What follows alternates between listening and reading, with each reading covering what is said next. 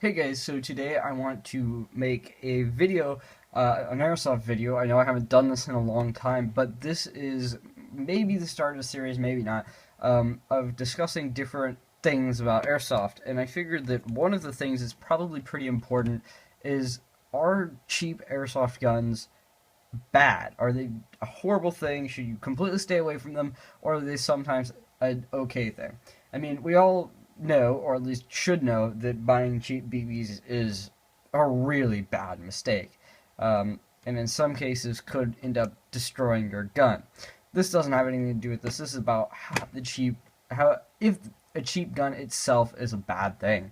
Now, we have guns like this, which is my KJW 1911, and these run you, what, around 150 bucks, depending on where you get it from.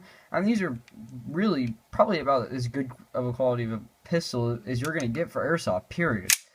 You can argue that maybe KWA is a little bit better or whatever, but that's not the point. The point is, this is considered a higher-end gun. And obviously, this is great. This functions well, it shoots well, it's completely made out of metal, it's solid, the tolerances are good on it. You get what you pay for. But not everybody's got $150 or $100 to spend. We have the Elite Force 1911, these are about $100. These are also full metal, these are CO2. These aren't bad guns either. I've just seem to have problems with this particular one. That's not the point either. The point is, this is considered a higher end gun. It's full metal. The tolerances are alright on it. But what about these guns? Guns that you can get at Walmart that are really cheap. You probably all seen these on Walmart shelves. The Stinger P311s. I happen to put homemade wood grips on this one that aren't very good. This was when I was first getting into woodworking, so that should say something. But regardless of the fact, are these really that bad? Now, I feel that there's a couple different categories of how bad these are, because these are like, what, maybe 15 bucks, something like that? You have to remember, there's a big difference between $150 and $15. For $15, this isn't the worst thing in the world. It's a spring gun. It gets like, I can't remember the stock FPS, maybe like 320 FPS. It's a spring gun, and you can disassemble it fairly easy, and there's a piston and crap in here, and the plastic's decent quality. So is this bad? I wouldn't say it's bad, but you do get what you pay for, and this happens to be an example of a lesser, cheaper airsoft gun that happens not to be that horrible. Now, let's look at something else that's about the same price range. About, under $20, we'll say. So this is the really cheap, like $10, $15 gun. I can't remember where I got this from. This is one of the first airsoft guns I ever owned, and it's broken, but that's to be expected. And this, I think, maybe cost me $15, which is about what this cost me. But there's a huge quality difference in this. This is what you usually see. This is your stereotypical $15 airsoft gun. Really cheap, crappy plastic. None of the plastic parts are made very well at all. It's just all horrible. In fact, I think the barrel in this one's plastic as well. At least in this, you get a metal barrel. You're not going to be able to see that, but there is an aluminum barrel in this. Which isn't that bad. But, I mean, really? This is, like, not even usable. It's hardly usable. It'll break after the first 10 shots. Now, this is pretty much garbage, and you shouldn't even waste your money on it. But that's not to say, like I mentioned, it's not to say that all $10 airsoft guns are horrible just because they cost $10. No, the cost isn't the thing. It's the quality, even though usually you do get what you pay for. This you might as well not even bother buying. Don't waste your money, save up for something better. But for $15, this really isn't that bad. It lasts a good long while. This one still works. I've had it for maybe 6 years now. I don't know, something like that. I've had this for a really long time, and it still works. It's really not that bad for 15 bucks, especially if you just want to see if you like these guns in general. I mean, yeah, this is pretty much garbage. It's single shot. The accuracy is horrible, but it works, and it's not that expensive. Now, here's another lower quality sort of spring gun. Now, this is an incredibly low quality gun. This still probably costs about $10. There's a lot of, metal components on it, and it's really not that bad.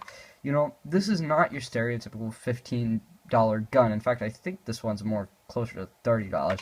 And this is actually a really decent spring pistol. As far as spring pistols go, this is probably about as good as you're going to get. And, that's relatively cheap. But these guns aren't usually the problem. These aren't usually, if you buy these, you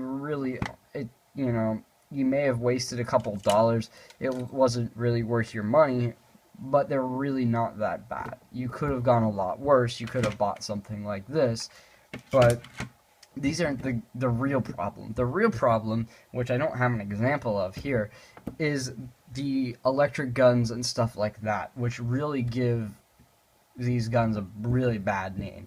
Like I mentioned, these really aren't that bad, but these don't have a whole lot of moving parts, and they also don't have a lot of parts that are under extreme stress. They really only have a couple. The electric guns, on the other hand, that are really cheap, they have a lot of stress on them. And even really high quality AEGs and stuff have their problems, and those usually have all steel gears inside of them. So that should be saying something. You cannot make gears to those out of plastic and expect it to last. Those guns are the problem. These really are not. Don't buy those guns. Buying an electric gun that costs under $100 is a pretty big mistake. I'm not saying that there's not any out there that happen to be better quality like these for under $100, but you're never going to find anything that's great. Honestly, electric guns that are poorly made and are purchased, really, I don't really care where it's from, even if it says it's steel or whatever. If you're going to buy a good airsoft gun, you want to go to an actual retailer, because they're not going to sell you garbage. If you go to Airsoft GI or E-Vike or whatever, notice how I'm not being biased there, because I'm not a big fan of E-Vike. That's a different story. But whatever the case may be, if you want an AEG or you want any good quality gun, you should really go there. But if this is all you can get your hands on, these are not bad. The Stinger P311s aren't bad. Now, the spring rifle version, I think it's like the R34, something like that, that's another thing. You really don't want to touch those. Those are too expensive. They cost way too much money, and they're just pretty much garbage. So that's what I have to say about that. Not all cheap guns are bad, but the vast majority of them are, and you do get what you pay for. You're better off just saving up and buying something like these. If you've been watching my channel and you like airsoft, you know that I'm a big fan of the KJW 1911s, because they seem to last just forever. Like, this shoots like I just pulled it out of the box, and I've had it for a good long while. And I've also screwed with these guns quite a lot, and I haven't had pretty much any problems with them. So if you're looking for a good GBB, these are not bad options. In fact, when the KJW Blackwater was on sale, which the slide for it's on here, because the frame broke, but then that's why I was 3D printing one. But that's beside the point.